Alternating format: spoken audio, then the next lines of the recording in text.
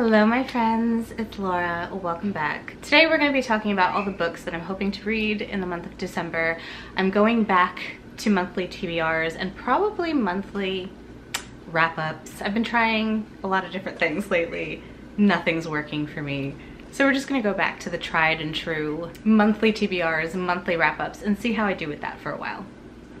Not saying it won't change again. But anyway, it's the last TBR of the year. I'm very excited for 2022 to come to a close because it's been shit. I had all these grand plans for things I wanted to read, things I wanted to get to before the end of the year. We're just gonna ignore all of it, which I'm very excited to do. If you don't know, I have been in somewhat of a reading slump.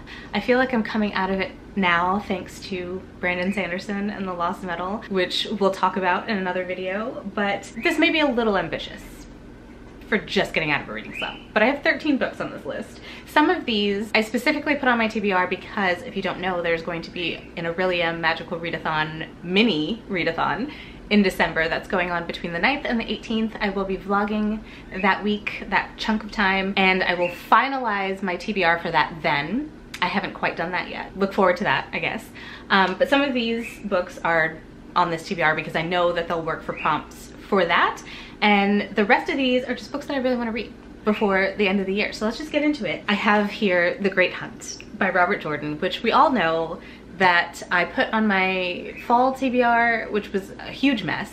And honestly, did I read anything from that TBR? I don't think I did. But this is one that I do want to finish before the end of the year. I want to continue on with the Wheel of Time series so bad. And it's been a ridiculous amount of time since I've read the first book. So hopefully I can still remember what happened in there and continue on and be okay. If not, I'm sure I'll find like a review or a recap or something for the first book before I dive into this. But this definitely needs to be done before the end of the year. I need to feel that I've accomplished at least something in this series.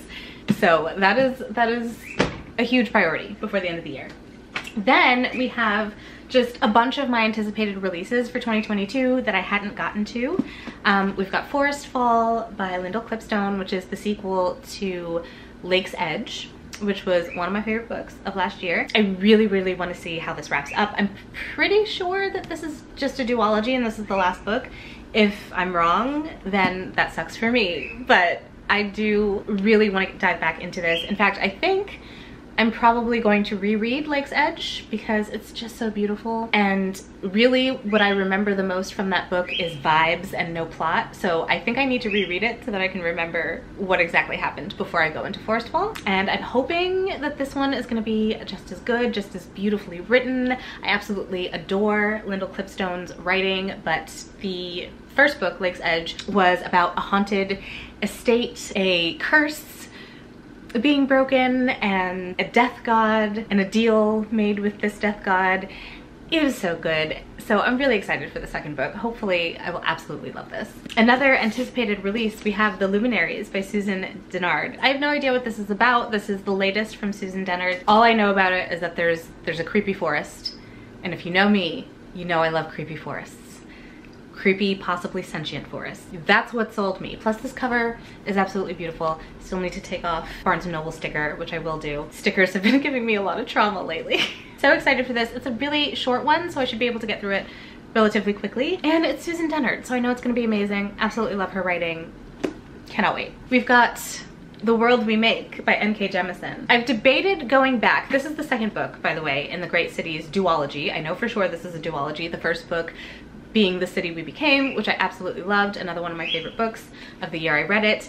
And I'm very excited to finally have this in my hands, and I can't believe that I haven't picked it up immediately and read it, but I haven't. So it's on the list for December. Going back to what I was saying, I've debated picking up the first book and giving it a reread, but I don't think that that's necessary. I have very vivid memories of every Jemisin book I've read, so I think I should be okay. But I'm very excited to see how this wraps up. I'm very excited to spend time with these characters again because I absolutely love them, and you know, the best character of all, New York City herself. So very excited to pick this one back up, or not back up, to pick it up, to be back in the world and hopefully love this one. I really haven't heard, I haven't really been around lately. I haven't been watching many videos, but I haven't heard anyone talk about this, so I don't know how people are generally receiving it. But hopefully it's just as good as the first one. And then we have The Atlas Paradox by Olivia Blake, which is the sequel to The Atlas Six. Lots of sequels here. The Atlas Six is one of my favorite books of ever now, and I'm beyond excited to continue on with The Atlas Paradox. I've heard things about this. I've been trying so hard to avoid any kind of spoilers on the internet, but I've still heard things about how devastating this is, which terrifies me. But I'm ready. I'm ready to have my heart ripped out of my chest and stomped on by Olivia Blake. And I'm sure I'll say thank you at the end of it. I did start this. I don't know if you can see my bookmark. I started it the moment I picked this up. I started reading the first chapter and then I got distracted by something else, which may have been Sanderson, and that's fine. Yeah, I think that's what it was, because I needed to reread Second Era Mistborn before Last Metal came out. And so I think I put this aside for that, but I need to pick this back up. This is probably gonna be one of the first things that I read in the month of December. We shall see, but I cannot let this year pass without me reading it. I know it's gonna be amazing. Like, I just already know. Then we have some cozy things that I really wanna get to, because December for me, like as far as seasonal reading, I don't tend to like to read like Christmas stories or like Christmas romances. I know a lot of people like those this time of year. I don't really go for that. December for me is just all about like being really cozy fantasy, cozy familiar fantasy, and mystery thrillers. I don't have a ton of mystery thrillers on my list, but I have some. Anyway, cozy. So I picked up Legends and Lattes by Travis Baldree. This is the Barnes & Noble exclusive edition, which I don't know what's exclusive about it, but that's okay. I'll figure it out when I read it. Nothing but amazing things have been said about this book. It's about an orc who hangs up her sword to become a coffee shop owner. It sounds adorable. Another just really cozy me thing is the 12 Doctors of Christmas. This is a Doctor Who story collection. I love Doctor Who.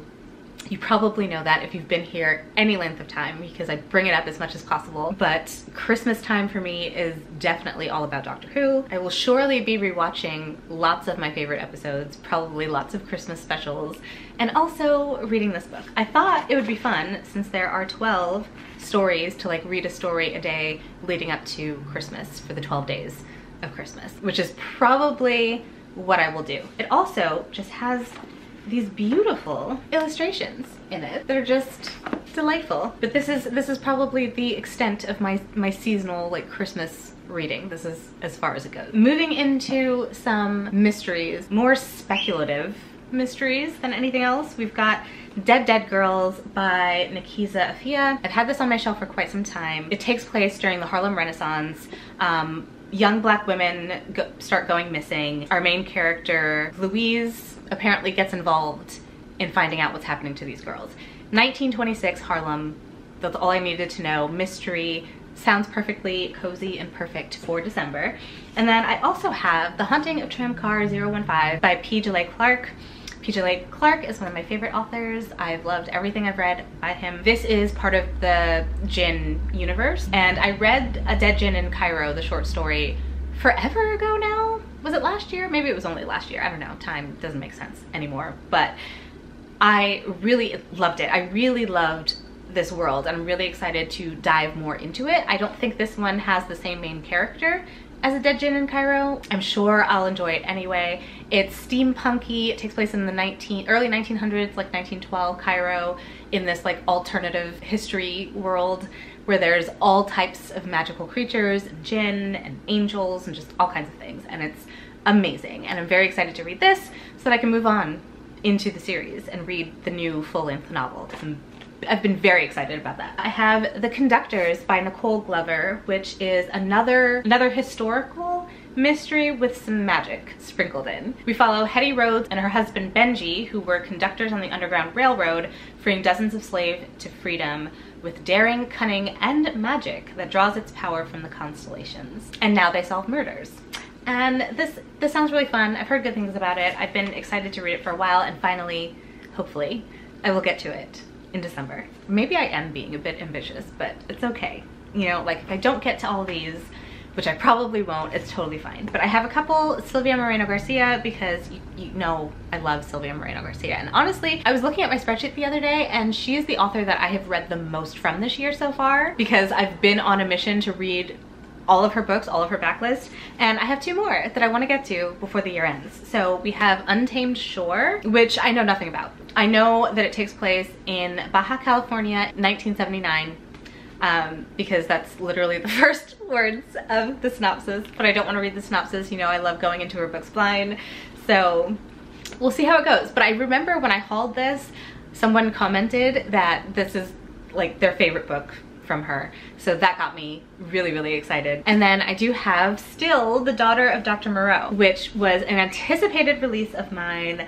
I assumed that this was horror when I first picked it up, but I have since heard that it's not horror. So again, don't know what to expect, but it is a retelling of The Island of Dr. Moreau. And knowing Sylvia, it's gonna be filled with beautiful writing, with social commentary, and just everything I love from her books. So I'm excited to give it a read. And then finally, the book that I'm most ashamed that I haven't read yet, and that is Amari and the Great Game by B.B. Alston, sequel to Amari and the Night Brothers, which is my favorite middle grade of all time. But this is the sequel, and I cannot believe that I haven't picked it up yet.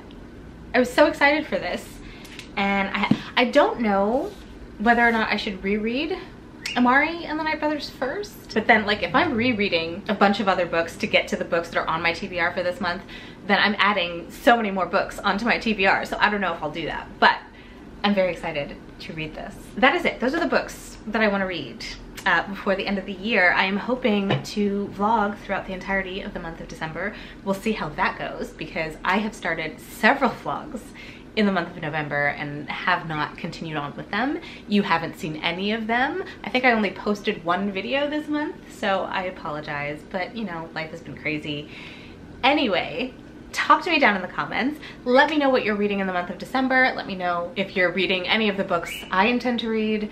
Let me know if you've read any of these already and what you thought of them. I would love to hear from you in the comments, as usual. But that's gonna be it from me today. So if you enjoyed this video, don't forget to give it a thumbs up, hit subscribe, and I'll see you in my next one.